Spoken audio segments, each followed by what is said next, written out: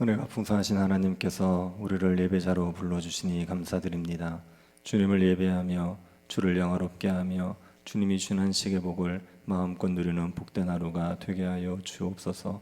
주로 말미암아 세상의 모든 근심과 염려를 이기게 하시고 주님의 뜻에 순종하는 백성들이 될 수 있도록 성령께서 우리를 충만케 하여 주옵소서. 걸어가신 예수님 이름으로 기도드립니다. 아멘. 찬송가 353장입니다.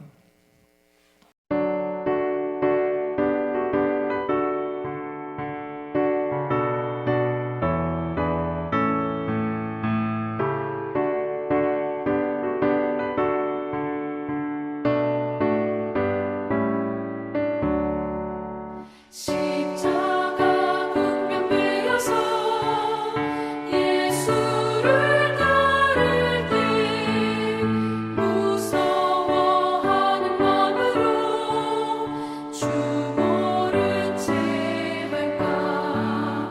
나의 주 그리스도 나를 속량했으니 나 십자가를 벗으로 저 멸류관세리 무성 높이를 흘리며 큰 싸움 하는데 나 어찌 편히 누워서 상 받기 바랄까. 나의 주 그리스도 나를 속량했으니 나 십자가를 벗으로 저 멸류관세리 이 죄악 많은 세상에 수많은 원수들 날 유혹하고 해치다 내 주만 따르리. 나의 주 그리스도 나를 속량했으니 나 십자가를 벗으로 저 멸류관세리 나 멸류관을 쓰려고 몸 바쳐 싸울 때 주 내게 용기 주시사 이기게 하시네. 나의 주 그리스도 나를 속량했으니 나 십자가를 벗으로 저 멸류관세리 승리의 그날 이르러 십자가 분명들 해가를 불러 영광을 주님께 돌리니.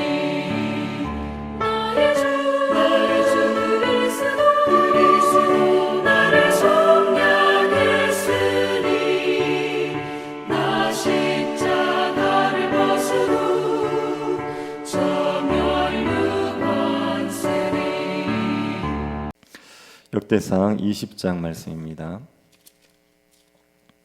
역대상 20장 1절부터 8절 말씀입니다.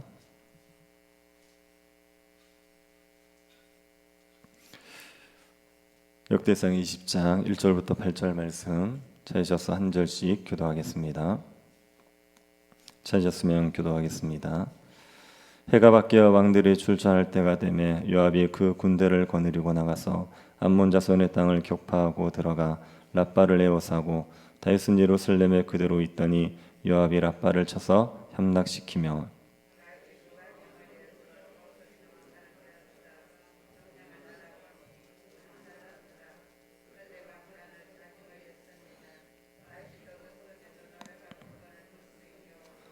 그 가운데 백성을 끌어내어 톱과 새 도끼와 돌서래로 일하게 하니라. 다윗이 암몬 자손의 모든 성읍을 이같이 하고 다윗이 모든 백성과 함께 예루살렘으로 돌아오니라.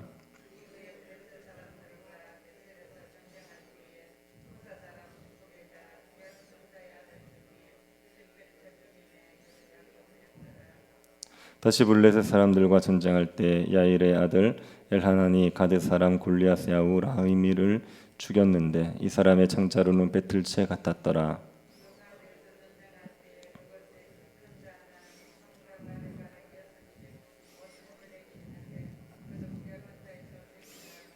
그가 이스라엘을 능욕함으로 다윗의 형 시므아의 아들 요나단이 그를 죽이니라. 가드의 키 큰 자의 수생이라도 다윗의 손과 그 신하의 손에 다 죽었더라. 아멘. 하나님께서 이 땅에 베푸시는 은총이 있습니다. 하나님의 백성들만 아니라 모든 사람들에게 베푸시는 은총이 있습니다. 하늘에서 비가 내리고 해가 비추는 일들은 모두 하나님께서 베푸시는 은총입니다. 하나님께서 예수 그리스도를 이 땅에 보내신 것도 하나님의 은총이지요. 사망의 고통 가운데 있는 사람들을 구원하기 위해서 하나님께서 베푸신 은총입니다. 하나님께서는 죄로 인하여 하나님과 원수된 자들에게도 은총을 베푸십니다. 그런데도 사람들은 하나님을 완강하게 대적합니다. 하나님의 교회를 조롱하고 핍박합니다. 하나님의 은총을 거부하고 하나님을 완강하게 대적하는 자들은 결국은 심판을 받게 되지요. 다윗이 암몬을 심판한 것을 보면 알 수가 있습니다. 다윗은 암몬 왕 나하스가 죽고 그 아들 한운이 왕이 되자 조문단을 보냈습니다. 그런데 암몬 사람들은 다윗의 정탐꾼을 오해하지요. 다윗의 조문단을 정탐꾼으로 오해를 하지요. 그리고 조문단을 모욕했습니다. 다윗은 모욕을 당해도 참았는데 암몬 왕은 아람 용병까지 고용해서 싸움을 걸어왔습니다. 그 싸움에서 다윗이 2번이나 이겼습니다. 그리고 전쟁이 계속할 상황이 되지 않아서 잠시 전쟁을 중단하고 예루살렘으로 돌아갑니다. 해가 바뀌어서 전쟁을 다시 할 수 있을 때가 되었을 때 다윗이 요압을 보내서 암몬의 수도 라빠를 치게 했습니다. 이때 다윗은 전쟁터로 나가지 않았습니다. 예루살렘 궁전에 남아 있었습니다. 그러다가 밧세바를 범하는 죄를 짓게 됩니다. 역대기 기자는 다윗의 이 죄를 기록하고 있지 않습니다. 역대기는 포로에서 돌아온 사람들에게 소망을 주기 위해서 기록되었기 때문에 다윗의 범죄는 의도적으로 생략하고 있습니다. 요압은 군대를 이끌고 와서 암몬의 수도를 함락시킵니다. 그리고 다윗을 부르지요. 자신이 라빠를 정복하면 자신의 이름이 남게 되기 때문에 다윗에게 와서 직접 성을 점령하라고 하는 것입니다. 요압은 자신의 이름을 높이려고 하지 않고 다윗의 이름을 높이려고 했습니다. 요압은 온전히 신실한 사람이라고 볼 수는 없습니다. 자기 유익을 위해서라면 사람도 죽일 수 있는 악한 면이 있는 사람입니다. 그런데 이 요압이 자신의 이름을 드러내려 하지 않고 다윗의 이름을 높이려고 한 것은 잘한 거지요. 신하로서 합당한 자세를 보인 겁니다. 예수 그리스도의 종인 우리도 요압을 본받아야 됩니다. 우리의 이름을 내려고 하지 말고 예수 그리스도의 이름을 높이려고 해야 되지요. 나는 쇠하여지고 예수님이 흥하도록 해야 됩니다. 우리가 어떤 성과를 냈을 때 내가 했다고 할 것이 아니라 주님이 하셨다고 해야 됩니다. 주님의 은혜라고 고백하고 주님만 높여야 합니다. 요압은 자신이 아니라 다윗을 높였습니다. 그래서 다윗이 라빠를 함락시키게 됩니다. 그리고 다윗의 군사들은 암몬 왕 한운이 쓰고 있던 왕관을 다윗에게 바쳤습니다. 그 왕관은 무게가 금 1달란트입니다. 금 1달란트면 34kg 정도 됩니다. 34kg의 왕관은 오래 쓸 수 있는 것은 아닙니다. 상징적으로 잠시 쓰는 거죠. 다윗은 보석으로 꾸며진 한운의 왕관을 잠시 썼습니다. 다윗이 한운의 왕관을 썼다는 것은 이제 다윗이 암몬 왕이 되었다는 겁니다. 암몬은 이제 통치자가 바뀌게 되었습니다. 암몬도 다윗의 통치를 받게 되었습니다. 다윗은 암몬의 통치권을 가지자 라빠성을 노략했습니다. 그리고 라빠성에 있는 암몬 백성들에게 노동을 시키지요. 톱과 쇠도끼와 돌소래는 농기구를 말하는 겁니다. 돌소래로 일하게 했습니다. 라빠 사람들에게 강제 노역을 시킨 겁니다. 라빠 성뿐 아니라 다른 모든 암몬 사람의 성읍도 약탈하고 강제 노동을 시켰습니다. 이것은 다윗이 공의를 행한 것입니다. 다윗의 은총을 무시하고 다윗을 대적한 자들에 대해서 공의로운 심판을 행한 것입니다. 예수 그리스도께서도 공의로운 심판을 행하십니다. 예수 그리스도께서 이 땅에 다시 오시는 날 왕관을 쓰고 오십니다. 이 땅에 어떤 왕이 쓰던 왕관보다 더 화려하고 무게 있는 왕관을 쓰고 오십니다. 예수님이 이 땅에 온 땅의 왕으로서 오시는 겁니다. 그리고 예수 그리스도를 대적하는 자들을 심판하십니다. 예수님께서 베푸시는 은총을 무시하고 예수 그리스도를 대적하던 모든 자들을 심판하시는 겁니다. 우리는 그 예수 그리스도의 심판이 있기 전까지 세상에서 선한 싸움을 해야 됩니다. 복음을 전해서 사람들이 예수님을 믿게 하는 선한 싸움을 해야 됩니다. 우리의 싸움은 사람들이 쓰고 있는 왕관을 빼앗아서 예수 그리스도께 바치는 싸움입니다. 사람들이 자신의 머리에 쓰고 있는 왕관을 예수 그리스도께 바치고 예수 그리스도를 왕으로 인정하게 하는 싸움, 그것이 우리가 해야 할 싸움입니다. 어떤 목사님이 정치범으로 감옥에 들어가셨습니다. 감옥에서 죄수들과 함께 지내는데 죄수 중에 청부 살해를 하고 18년을 복역한 사람이 있었습니다. 이 사람은 밤낮 생각하는 것이 출소하면 자기가 사람들을 죽이고 자기도 자살하는 생각만 하고 있었습니다.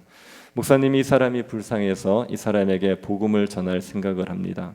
그래서 기도를 하고 물건을 나눠주며 또 편지도 써주면서 친하게 지냈습니다. 그러다가 3일 금식을 하고 그 사람을 변화시켜 주시기를 간절히 기도했습니다. 그리고 기회를 얻어서 복음을 전했죠. 목사님이 이야기를 좀 하자고 하고 나서 제일 먼저 한 이야기가 뭐냐 하면 우리가 주인을 바꾸자, 그 이야기였습니다. 당신이나 나나 왜 이 좋은 세월에 징역 살고 있느냐? 우리가 주인을 잘못 정했기 때문이다.